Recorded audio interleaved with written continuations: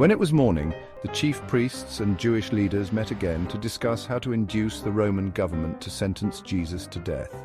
Then they sent him in chains to Pilate, the Roman governor.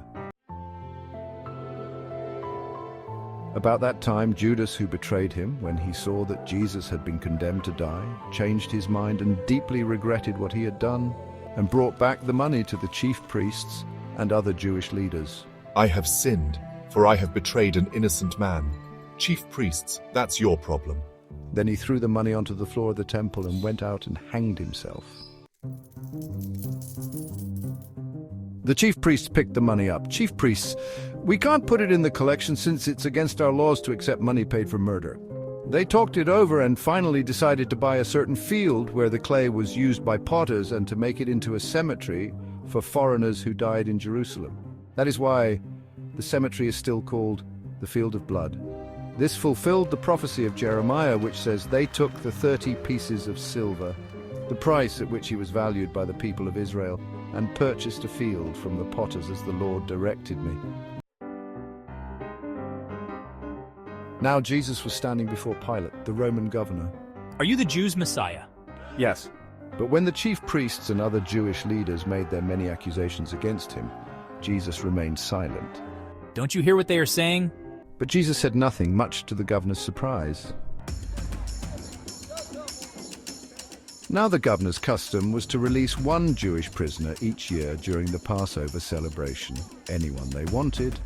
This year there was a particularly notorious criminal in jail named Barabbas. And as the crowds gathered before Pilate's house that morning, he asked them, "Which shall I release to you, Barabbas or Jesus your Messiah?" For he knew very well that the Jewish leaders had arrested Jesus out of envy because of his popularity with the people. Just then, as he was presiding over the court, Pilate's wife sent him this message.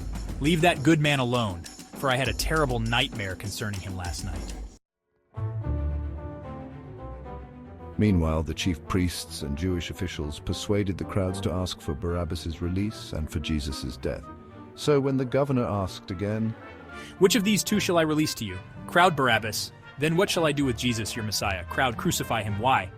What has he done wrong?" But they kept shouting, "Crowd, crucify, crucify." When Pilate saw that he wasn't getting anywhere and that a riot was developing, he sent for a bowl of water and washed his hands before the crowd, saying, "I am innocent of the blood of this good man. The responsibility is yours." And the mob yelled back, "Crowd, his blood be on us and on our children."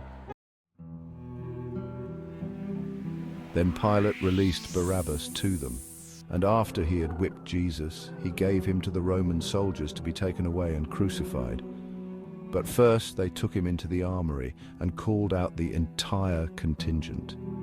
They stripped him and put a scarlet robe on him and made a crown from long thorns and put it on his head, and placed a stick in his right hand as a scepter, and knelt before him in mockery. Hail, King of the Jews! And they spat on him and grabbed the stick and beat him on the head with it. After the mockery, they took off the robe and put his own garment on him again, and took him out to crucify him. As they were on the way to the execution grounds, they came across a man from Cyrene in Africa, Simon was his name, and forced him to carry Jesus' cross. Then they went out to an area known as Golgotha, that is Skull Hill, where the soldiers gave him drugged wine to drink, but when he had tasted it, he refused. After the crucifixion, the soldiers threw dice to divide up his clothes among themselves. Then they sat around and watched him as he hung there, and they put a sign above his head, "This is Jesus, the King of the Jews." 2 robbers were also crucified there that morning, one on either side of him, and the people passing by hurled abuse, shaking their heads at him and saying, "Passerby, so you can destroy the temple and build it again in 3 days, can you? Well then, come on down from the cross if you're the Son of God." And the chief priests and Jewish leaders also mocked him. "Chief priest, he saved others, but he can't save himself. So you are the King of Israel, are you? Come down from the cross and we'll believe you. He trusted God. Let God show his approval by delivering him. Didn't he say, 'I am God's son'?" And the robbers also threw the same in his teeth.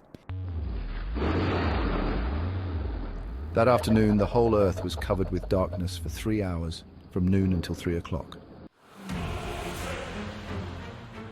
About 3 o'clock, Jesus shouted, "Jesus, Eli, Eli, lama sabachthani," which means, my God, why have you forsaken me?" Some of the bystanders misunderstood and thought he was calling for Elijah.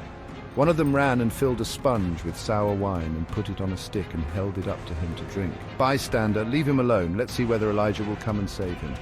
Then Jesus shouted out again, dismissed his spirit, and died.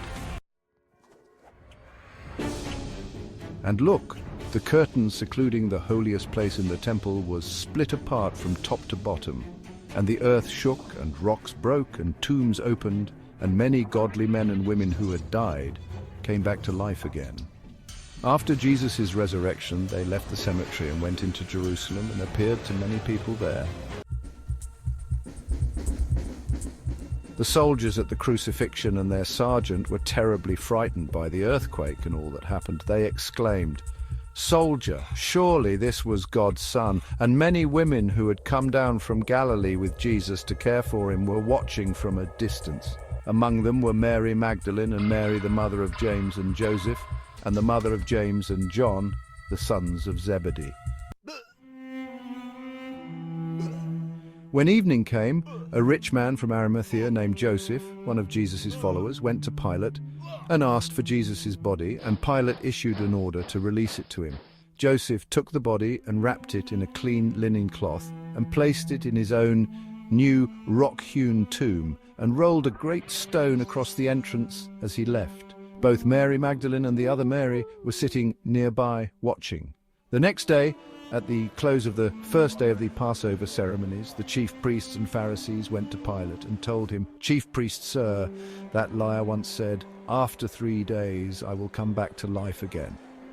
So we request an order from you sealing the tomb until the 3rd day, to prevent his disciples from coming and stealing his body and then telling everyone he came back to life.